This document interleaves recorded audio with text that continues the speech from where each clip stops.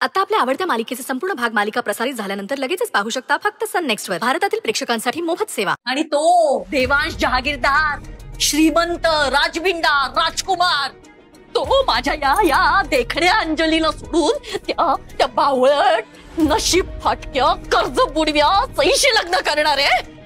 बास बहिणी, बास. अगं नेहमी कर्जाचं कारण पुढे करतेस आणि आमचं तोंड बंद करतेस, पण मी आजपर्यंत तुला काही बोलले नाही ग. आता मी शांत नाही बसू शकत. जागीरदारांसमोर खरं काय ते सांगितलं असतं मी, पण फक्त तुझ्या जीवासाठी गप्प राहिले. म्हणजे काय केलं होतं हिने?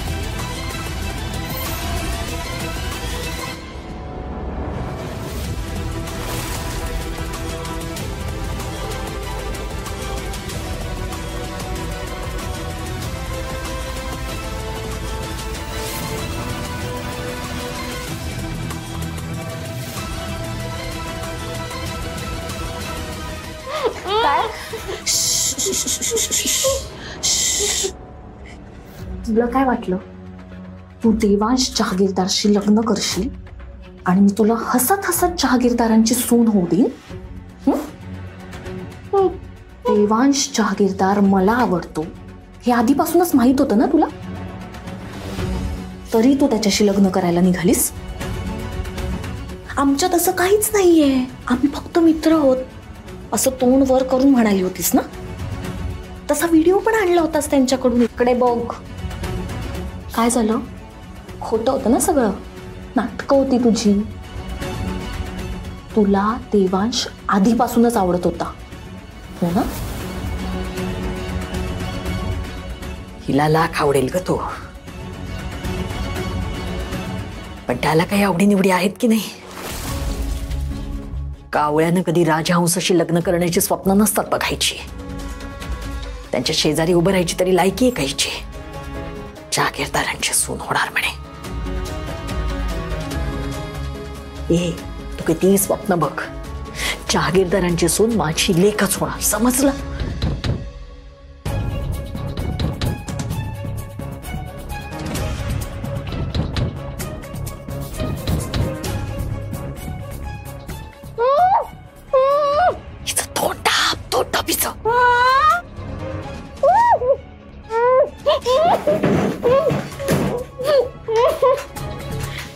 सई अगं सईच कोणी केलं हे? अगं वहिनी अशी काय करतेस?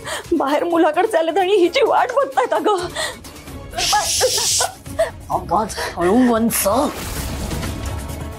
सई आज या खोलीच्या बाहेर जाणार नाही.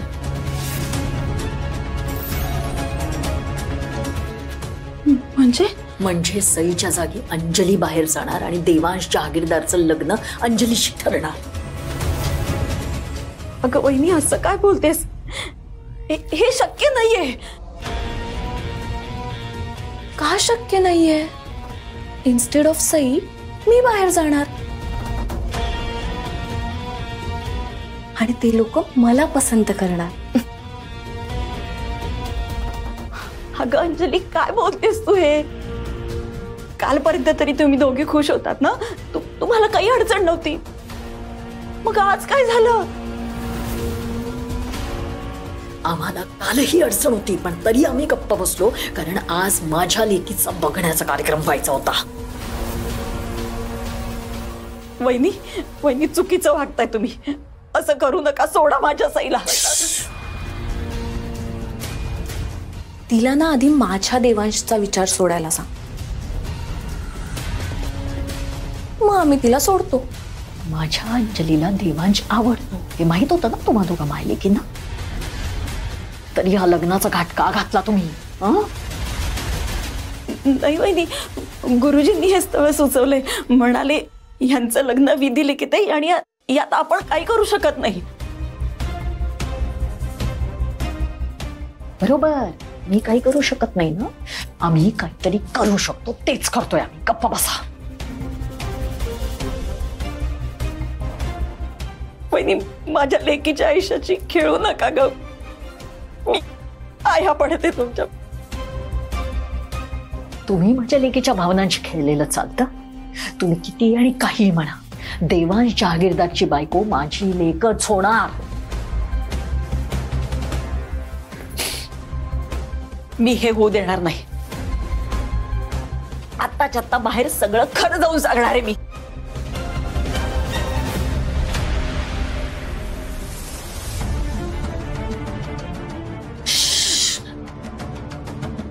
असं काय करते आत्या? मी तुझी लाडकी भाची आहे की नाही? मग माझ्यासाठी एवढं पण नाही करणार तू? हा अंजली, अंजली असं काय करतेस अगं? कसला हट्ट धरून बसलीस तू?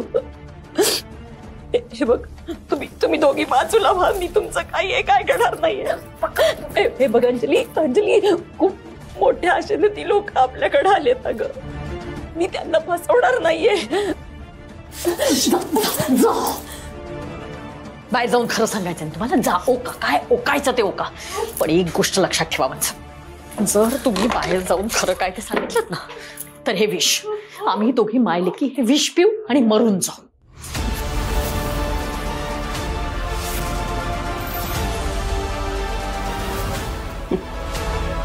वहिनी, आजपर्यंत तुमच्या अशाच धमक्यांना आम्ही घाबरत आलोय आणि बरोबर त्याचाच गैरफायदा तुम्ही घेतलाय.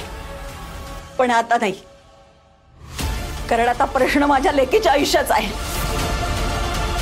तुम्ही तुमच्या लेकीच्या आयुष्यासाठी माघार घेऊ नका आणि मी माझ्या लेकीच्या आयुष्यासाठी माघार घेणार नाही. कारण सईचं जर देवांश जहागीरदारशी लग्न झालं ना, माझी अंजली जिवंत प्रेत बनून राहील. आणि ती जर जिवंत प्रेत बनून राहिली तर ते मी बघू शकणार नाही. म्हणून मग आम्हा दोघींचाही जगण्यात काही अर्थ नाहीये. मी माझ्या लेकीला सुद्धा विष पाजून मारून टाकते आणि मी सुद्धा विष पिऊन मरून जाते. निघू दे, निघू दे तुमच्या मुलीची वरात आणि आमची मयत एकत्र.